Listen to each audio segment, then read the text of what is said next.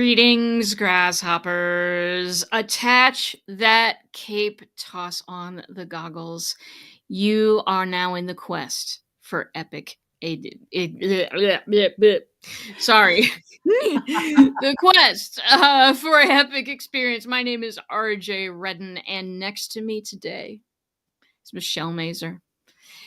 She is a person who takes messaging very, very seriously. We've just been having a talk offline here, just chatting beforehand. She's a genius at helping mold messaging that really works, not just stuff that you can print out of a thing that everybody else has and has been recycled 3,000 times. This is the real stuff. And today, I want to welcome you to the podcast, Michelle. Thank you, RJ. I'm excited to be here. I love the whole epic quest vibe. All of my friends in high school were, except for me, were very into D&D. That was not my vibe, but I watched a lot of D&D games because I wanted to hang out with my friends. So Yeah. Nice. There may be a little D&D that happens at this house. Maybe. Maybe. Okay. So Michelle, without further ado, who are you? What do you do? Why do you do what you do? Give us everything. Yeah, so I am a messaging and marketing strategist who created a framework called the Three-Word Rebellion. And basically, what that all means is that I am focused on how do you communicate the value of what you do and communicate in a way that is persuasive and moves people closer to wanting to work with you. Because for me, that is what message strategy is. It's like, what are the key ideas that I need to convey in my marketing, in my copy, when I'm on a sales call that help people decide to work with me, that get them to raise their hand and sign up for my email list or, jump on that sales call initially. So really that is my focus. And I am one of those people where I'm deeply committed to you standing out and not sounding like everyone else, because there is so much that is the same old in marketing. So like live your best life, be your embodied self for the coaches out there, or make 6 figures in 6 seconds. And I grew my list to 20,000 people and so can you. And all of that is really trite. It undervalues your skills, your perspective, and your expertise. So I want you to be able to stand out and be like the obvious choice, create demand for your work. And part of the way I do that with people is I have a framework called the Three-Word Rebellion, which is the message of change you want to communicate to your clients. Like, what is that outcome? What is that result? In just a few words. So think about it like start with why. It is your start with why caliber message that you can be known for. And that's really what my work is all about.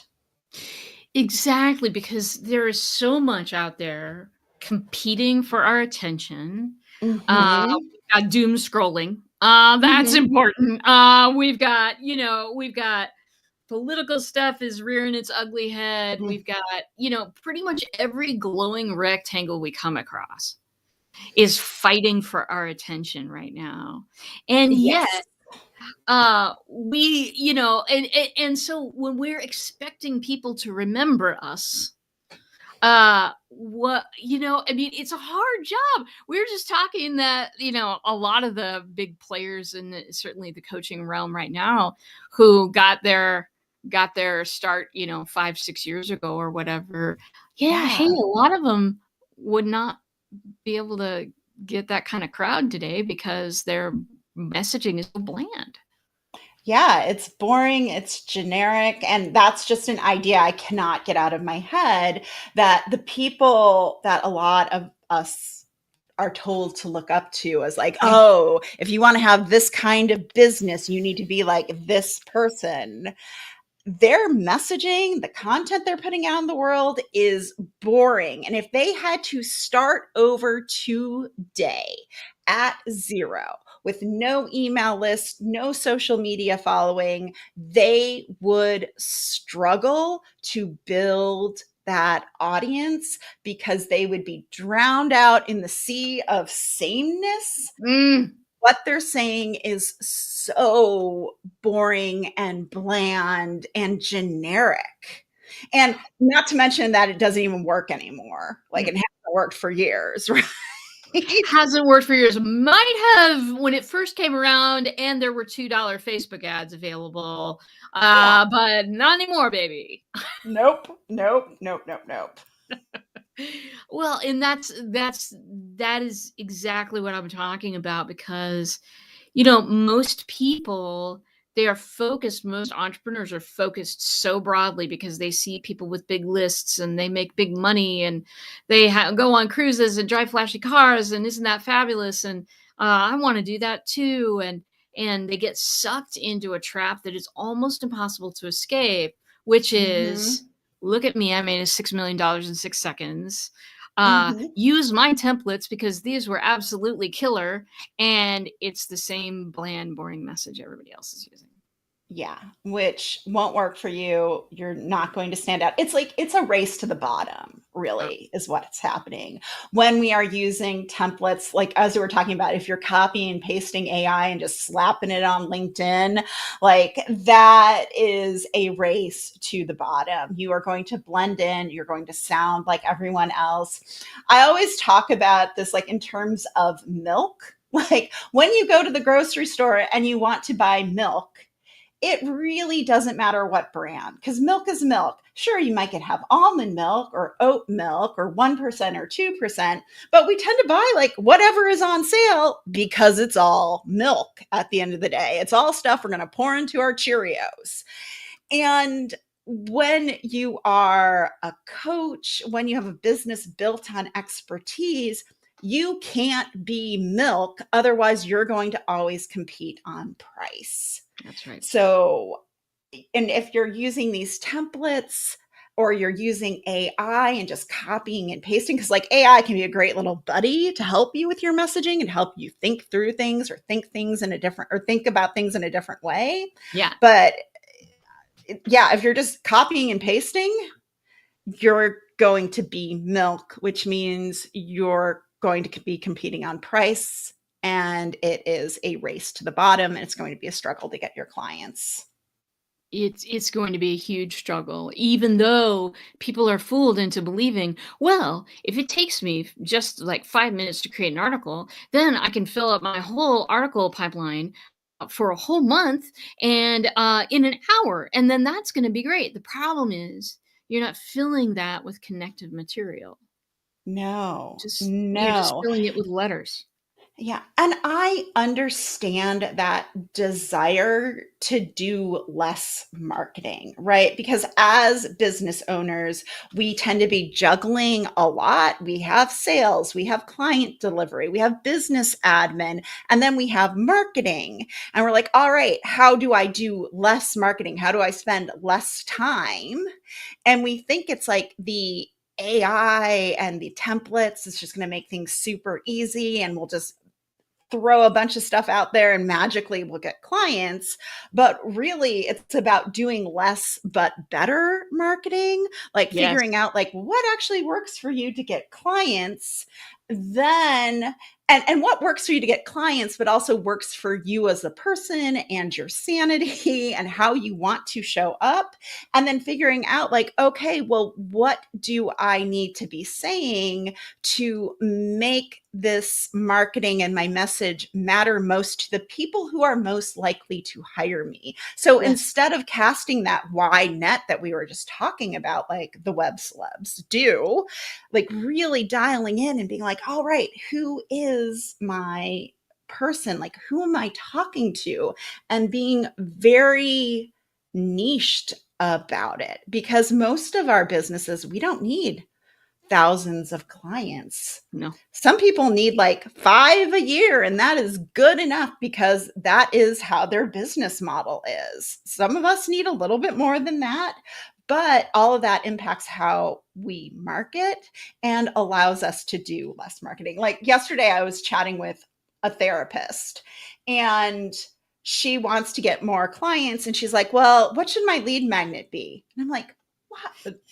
Like, why would you have a lead magnet? Like, your people are going to go from finding you, like getting your name, going to your website. If they like what they see on the website, they're going to book a consult. They are not getting on your email list. And she's like, what do you mean? I don't have to do an email list? I'm like, not really, not for what you're doing. Yeah. Well, and that's the thing. We have been. I think that there's a movement afoot. I think that there's a pendulum swing coming with Mm-hmm. everything standardized and homogenized like milk, and then that pendulum swinging over to much more customization, personalization, targeted, less, I gotta get 10,000 followers so I can make 3 sales today. And Mm-hmm. more, you know what? Who am I really looking for? Yeah. And how can I tailor my message to that person, the language they're speaking, what they want and desire? Where are they hanging out? How can I capture their attention? Maybe social media is not the best place because God knows you're competing against cat videos and cute puppy videos, and people might not be looking for you in those places. So it's really about thinking through all of that of like, how can I really personalize and tailor my message and my marketing to the person I most want to be working with? And we haven't been doing that. We've been doing things like ideal client avatars, those like, Jane is 37 years old and she has 3 cats. And on the weekend, she likes to watch prestige TV like Succession. And she still has a poster of her favorite 80s band in her office. It's like, cool. And Jane doesn't exist. You can't Yeah. really sell to people who don't exist. And none of that information is actually helpful for you to find Jane and market to her in a way that's actually going to be meaningful, that's going to make her stop and think and pay attention. So, yeah, like all of that needs to go away. Oh, and I think that it will because it absolutely has to. People's BS meter, as you were saying, it Mm-hmm. absolutely rings where it would not have done before the pandemic, would not have tripped a trigger at all. Now it's just Mm-hmm. like, oh, way too many buzzwords in one paragraph. Gotta go. Yeah, Uh, it's like, I don't even know what you're talking about here. This seems like word salad.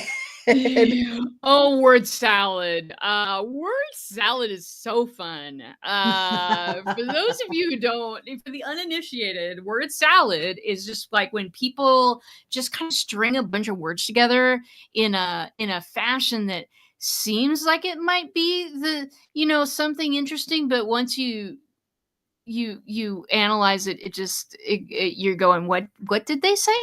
Yeah, and you're That like, is word what salad. does yeah, it's like, what does that actually mean? I am not sure. Oh, well, and the worst is the worst is a lot of the agencies and the people out there that are pitching AI products, uh, because it's a buzzword. So we are Mhm. gonna write that on a big Oh, yellow yeah. sticker, and we're gonna smack it on everything we own, and we're gonna start charging more for it because now my stuff's with AI. Like oil change, 1999. Now with AI. No, no, you don't need it in an oil change, honey. I Yeah. know. I know, like, I was logging into PayPal a couple of days ago, and I noticed they're gonna have some AI thing, and I'm like, "Why? Like, why are we putting AI into PayPal?" Like, I don't get how I would use that or why that's a differentiator. Oh, well, they just gonna now it's a keep up with the Jones, there's, Mhm. oh boy, I once, a couple months ago, I had an idea of doing like a space soap opera, like Star Trek with Mhm. all of the major characters being major players in the AI race, and, the Zuckerborg was my favorite. Zuckerborg. Anyway, absolutely. They're all fighting it out in public and Mhm. competition is good. Uh Yeah. Oh, yeah. only yeah, only helps the rest of us. But yeah, like real connective tissue, the best way that I've been able to use AI, and I use it for copywriting. I absolutely first of all, I use my own product, which is good.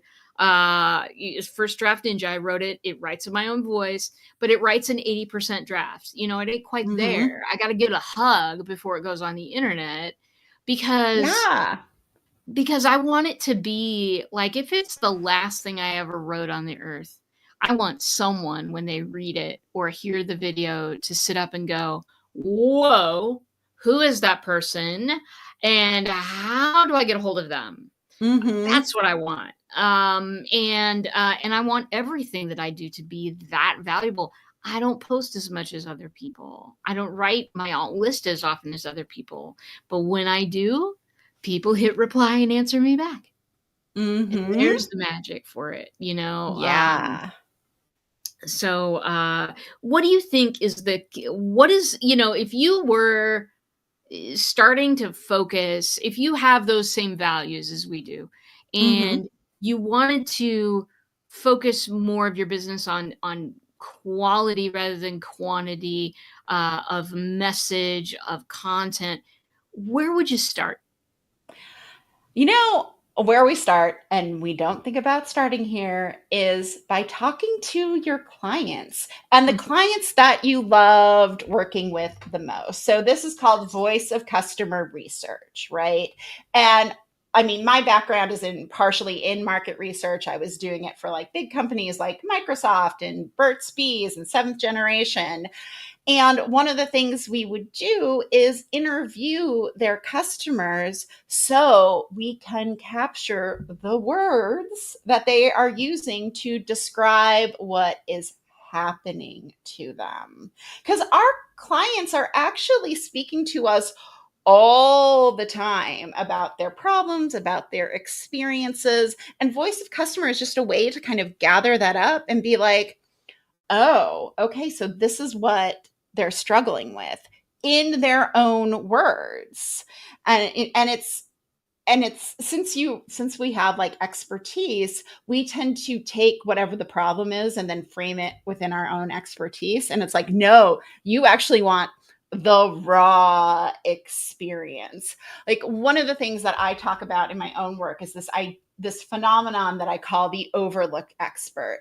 And I sent an email about it, about how many times experts are actually told to disregard or deny part of their expertise. Like one of the examples I saw on LinkedIn was like, don't be an expert, be a human. And I'm like, wow, newsflash, 100% of experts are also humans. Oh. But I had messages like that when I started my business. They're like, oh, don't use Dr. Michelle Mazur. People are going to be intimidated by you and no one's going to want to hire you. And even the way that the web celebs teach us to market, it's not about marketing to our expertise. It's about the overcoming story, or I can do it Oh, and so can you. And I'm just one step ahead of you.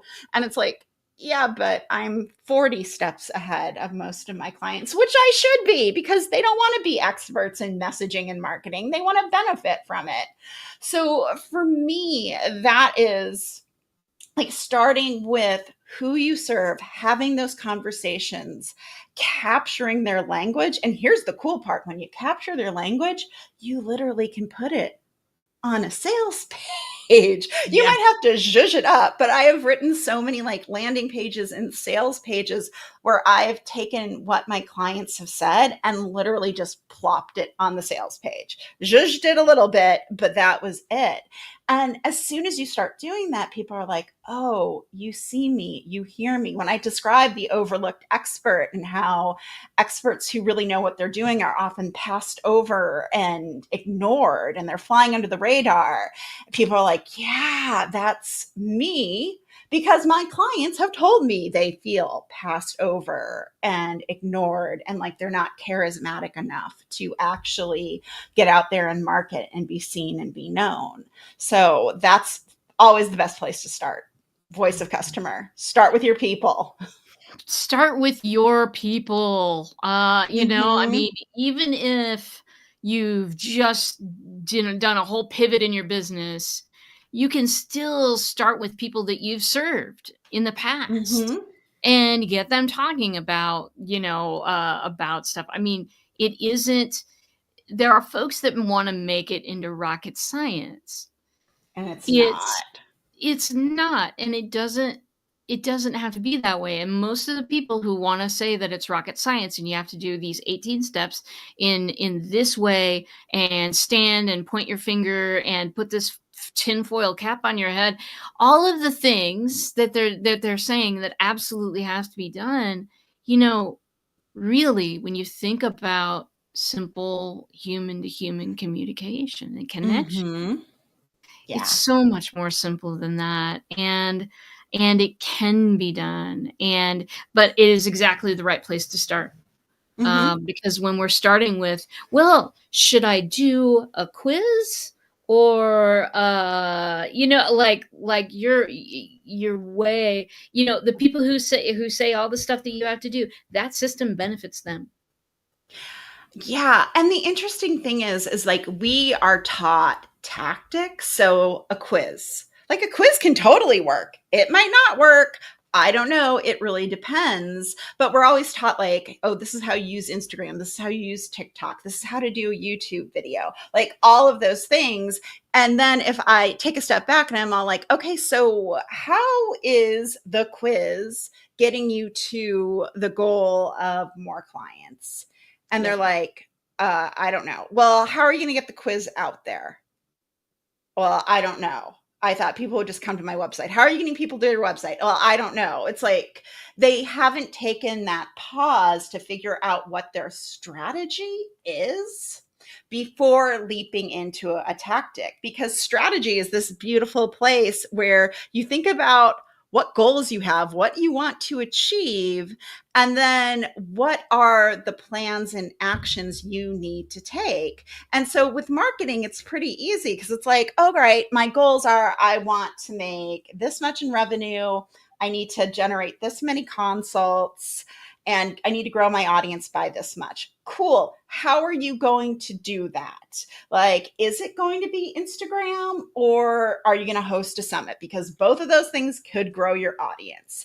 And it's really about picking out like what's the right one for you. And for me, it's like, let's not do marketing we hate anymore. Like Yes! if you hate being on LinkedIn, don't be on LinkedIn. You don't have to. You have so many options available to you to grow an audience. And guess what? People got clients before social media. And I think we've gotten trapped into this like, oh, I have to be on social media. Who says? Who says? Amy Porterfield, but but who benefits from that? Amy Porterfield, right? Amy Porterfield. Exactly. You were saying web celebs. Mm-hmm. I that is a wonderful word for them. Yes, excellent. There's also co- uh entrepreneurs. I have you've seen that YouTube channel, I right? love that guy. I love I Mike know. Winnett. Yes. I know. Yeah, the bullshit backstory. As soon as you said that, I was like, yep, that's what Oh, that is. that's exactly. Oh, singing that tune now, are we? Mm-hmm. Got it. Got it. Y'all, if you haven't checked out Contrepreneur, go. You will want Yes. to explosively laugh and explosively vomit at the same time. Because it really is a dose of reality. Yeah, and I don't recommend watching it before you go to bed because I binged a whole bunch of his videos one night, like before Mhm. bedtime, and then I had the weirdest dreams. Oh, yeah. Mhm. Do not Uh, do that. no. Now here's a question I've just been wondering for myself along my own lines, but I wonder if you could speak Mhm. to it. Yeah. How much does the communication, the knowledge of and the communication of your shared values with your audience, how much does that attract folks? I've been wondering that for a long time, just specifically Mm. because when I talk about my values, when I talk about, the way that I feel about certain things, which, oh no, you're supposed to be dress professionally and don't name yourself. My first business, I will tell you this, was named Mhm. Queen Ninja Guru. Um, Specifically because I read a LinkedIn article that said you should never call yourself a queen, a ninja, or a guru of anything because you sound stupid. And I Mhm. thought, don't tell me what to do. I've called myself all three. Boom, it's done. I can't even write on lined paper. Just it doesn't work for me. Anyway, all of the stuff that we're supposed to do is not stand out. And I know you feel Mhm. strongly about Yeah. really standing out. Can you talk to that for a minute? Yeah, I mean, I think it's really important to share your what you're rebelling against. I mean, the three-word rebellion is based on two questions, like what are you rebelling against and what's the change you want to create? And the message, like what you want to be known for, comes together out of those two questions because you have to know what your foil is before you can figure out what's the change you want to create. You got to know what the villain is before you have the hero, That's right? And I think it is so important to talk about like what you believe in, what you see as BS, who is the villain in your client's story, and naming that for them.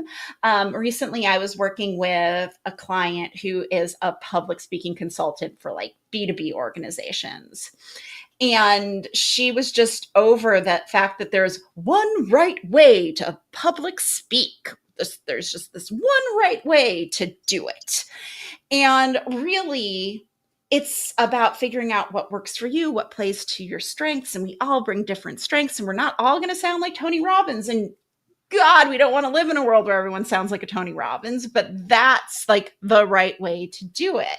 So, but by naming that, she could then use that as a foil for the work she does and her approach and talk about why having one right way to be a speaker is so problematic and how it diminishes different types of voices.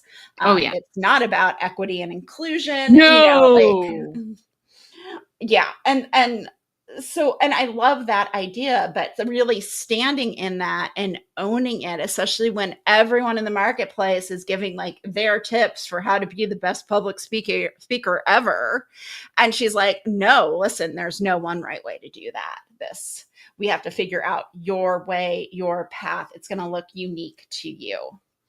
And that's a radical message after years of people regurgitating the same tips about public speaking over and over again. Oh, man.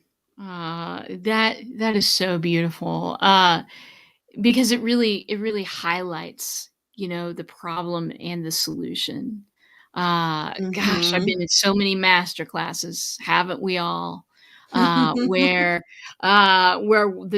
folks are just they're doing what they do, and that is okay, but I think the biggest thing that I want to let my clients know is that, you know what, you doing what you do is attractive to your people, no matter what that looks like. Uh, Yeah. And the fact is, I'm not for everyone. You're not for everyone.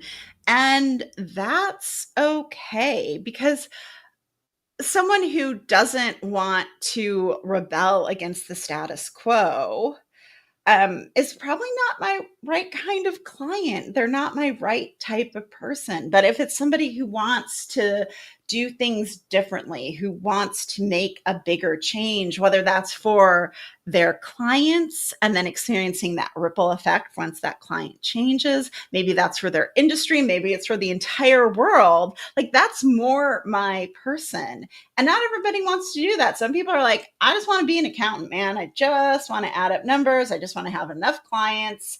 And that's cool. Like, go do that. There are other people who can help you with your messaging and marketing, but it's not going to be me. No. Well, I feel like I wanna hang out with you more often. How would people get a hold of you, my friend?